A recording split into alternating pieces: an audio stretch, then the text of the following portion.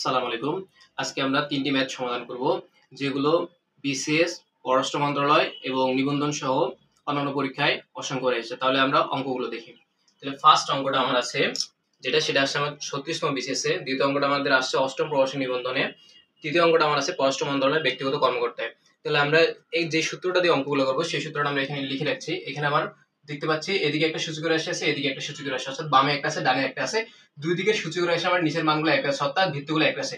তাহলে এখান থেকে আমরা দেখতে পাচ্ছি যে ভিত্তি যদি একই থাকে তাহলে ভিত্তিগুলো বাদ যায়, তাহলে কি বসে? সূচকগুলো বসে। তাহলে x সমান y লিখছি। তাহলে এই সূত্র দ্বারা আমরা এই তিনটে ম্যাথ সমাধান করব। তাহলে আমরা এখন ম্যাথগুলোর দিকে দেখি। তাহলে প্রথম ম্যাথটা যদি আমরা দেখি, তাহলে এক্ষেত্রে আমাদের ফার্স্ট কাজ হবে নিচের মানগুলো আমরা দেখবো। দুই দিকের নিচের মানের মধ্যে কোনটা ছোট আছে। তাহলে এখানে 5 আছে, এখানে 25 আছে, তাহলে 5 ছোট আছে। তাহলে এই 5 সংখ্যাটা আমরা প্রথমে স্কয়ার করার চেষ্টা করব, এরপর কিউব করার চেষ্টা করব। তাহলে এইভাবে যদি আমরা দেখি, দেখবো এদিকের মানটা আমার মিলে যাবে। তাহলে প্রথমে আমরা যদি এখন দেখি 5 এর উপরে আমার কি করলে 25 হয়, 5 এর উপরে আমার স্কয়ার করলে 25 হয়ে যায়। তাহলে এখানে আমরা কি করব? 5 এর উপরে স্কয়ার লিখবো। তাহলে আমার কত হয়ে গেল? 25 হয়ে গেল। বাকি যা আছে তাই আমরা লিখবো 2x + 3। এদিকে আমার কত আছে? 5 3x + 6। তারপর এরপর আমরা যদি সমাধান করি, তাহলে আমরা সূচকগুলো কি করব? গুণ করব। 2 এর সঙ্গে এটা গুণ করলে আমার কত আসবে? 4x + 3 দুগুণা 6। আর এদিকে আমার থাকে কি? 5 3x + 6। তাহলে উভয় দিকে এবার আমরা কি আসছে দেখো, দেখি ভিত্তিগুলো একই আসছে। তাহলে ভিত্তিগুলো একই আসলে আমরা কি বলছি? ভিত্তিগুলো বাদ যাবে, যায় সূচকগুলো বসবে। তাহলে ভিত্তি আমার একই আসছে মানে ওর কাছে যে ও দিল্লি চলে যাবে। আসলে দিল্লি যাবে না, বোঝার জন্য বললাম, ভিত্তিগুলো আমার বাদ যাবে। তাহলে আমরা লিখতে পারি কি?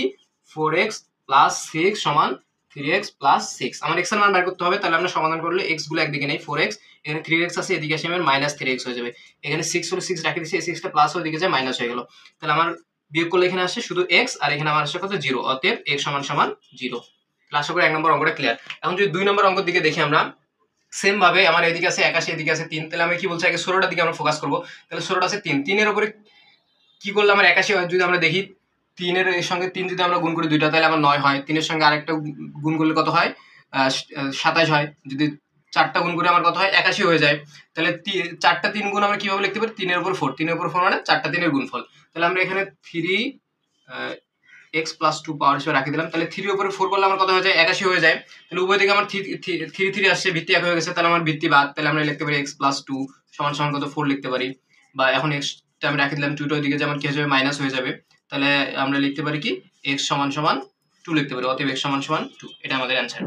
তাহলে তৃতীয় অঙ্কটা যদি আমরা দেখি, 2 নম্বরে আমরা অঙ্ক সমাধান করলাম। এবার 3 নম্বর অঙ্ক যদি দেখি, তাহলে ফার্স্ট ক্লাসকে 16টার দিকে তাকাই। তাহলে 16টার দিকে তাকালে আমরা যদি দেখি 4 উপর স্কয়ার করলে কত হয়? 16 হয়। এখানে আমি লিখে দিতেছি 4, 4 উপর স্কয়ার করলে দুইটা 4 গুণ করলে 16, আবার একটা দিলে কত হয়? 64 হয়ে যায়। তাহলে 4 এর উপরে কিউব দিলে 64 হয়ে যাচ্ছে কিন্তু। তার মানে আমার কি এটা এইভাবে হচ্ছে না, মিলতেছে না। তাহলে যখন আমার এইভাবে মিলবে না, তখন আমরা কাজ করব কি? এই ছোট সংখ্যাটা আবার আমরা সূচক আকারে লেখার চেষ্টা করব, অর্থাৎ এই সংখ্যাটাকে কিভাবে ভাঙা যায় ওটা চেষ্টা করব আমরা। তাহলে আমরা যদি দেখি 2 এর উপরে স্কয়ার যদি করি, তাহলে আমার কি 4টা ভেঙে যায়। তাহলে এটার ক্ষেত্রে আমরা যখন দেখবো যে এইভাবে হচ্ছে না, তাহলে আমরা এদিকে যে ছোট রাশি আছে ওটাকে আবার ভাঙাবো। তাহলে 2 এর উপরে স্কয়ার দিলাম, এদিকে আমার x + 1 থাকলো। এখন আমার কি 32 রাখি দিলাম। এদিকে আমার কত আছে? 2, এটা সূচকগুলো গুণ করে দিব। তাহলে 2x + 2 আসবে আমার, এদিকে থাকবে আমার 32।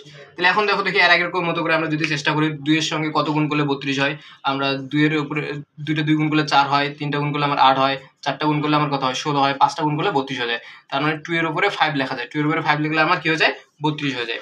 তাহলে এখানে আমার যা ছিল তাই লিখে দেব আমরা, 2x + 2, আর এদিকে আমরা 32 যেটা আছে এটা 2 এর উপরে 5 দেব। তাহলে উভয় দিকে আমার কি হয়ে গেছে? ভিত্তি এক হয়ে গেছে। তাহলে ভিত্তি বাদ যাবে। তাহলে আমরা লিখতে পারি 2x + 2 সমান 5।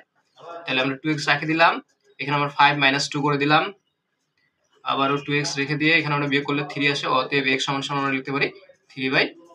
তাহলে আশা করি অঙ্কটা আমাদের ক্লিয়ার। তাহলে এই অঙ্কগুলো যদি আমরা বুঝে থাকি, তাহলে আমরা দুটো অঙ্ক সমাধান করব। এখানে আমি দুটো অঙ্ক লিখে দিচ্ছি, এই দুটো সমাধান করে কমেন্ট করে জানাবেন।